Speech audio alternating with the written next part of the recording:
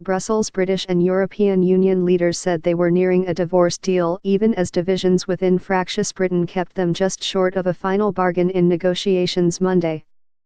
The elements of the deal, which would be the most significant step in Britain's exit from the European Union since it officially filed papers in March, appeared to signal an acknowledgement by British negotiators that they have scant leverage in the negotiation.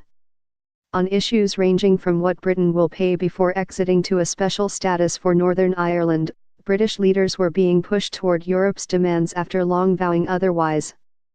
A bargain would pave the way for London to start negotiating its future trade relationship with the remaining 27 EU nations, but the emerging terms of the agreement raised questions about how British Prime Minister Theresa May would convince her own divided public about the best way forward.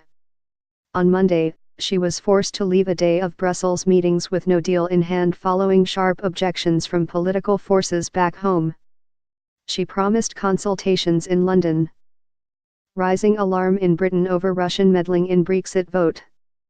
The defeat was a reminder that the British Prime Minister is not just negotiating the exit with the Europeans but within her own party, with hard and soft Brexiting Tories, and with Wales, Scotland, Ireland, Northern Ireland and the London Mayor. The Brexit bill of up to $65 billion will anger pro-Brexit leaders who want Britain to crash out of the bloc without paying a cent, for example. A floated pledge that Northern Ireland would be kept in regulatory alignment with the EU.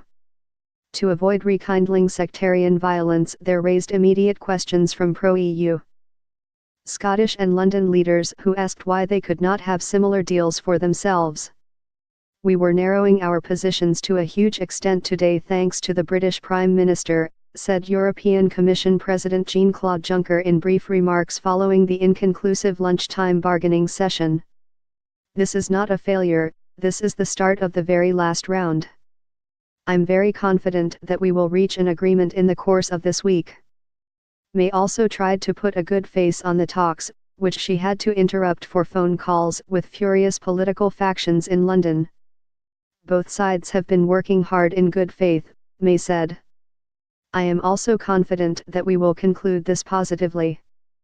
If Britain is to move on to negotiating its future trade deal with Europe before the end of the year, the divorce bill needs to be approved by the 27 remaining EU leaders at a summit in Brussels that begins December 14, but that first depends on May being able to sell it at home.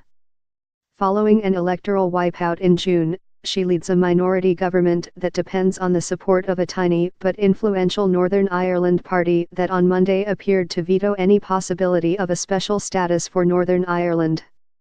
Irish leaders want to avoid imposing a hard border to preserve the Good Friday Agreement that quelled decades of violence. Conservatives complain that May bungled election and is now bungling aftermath.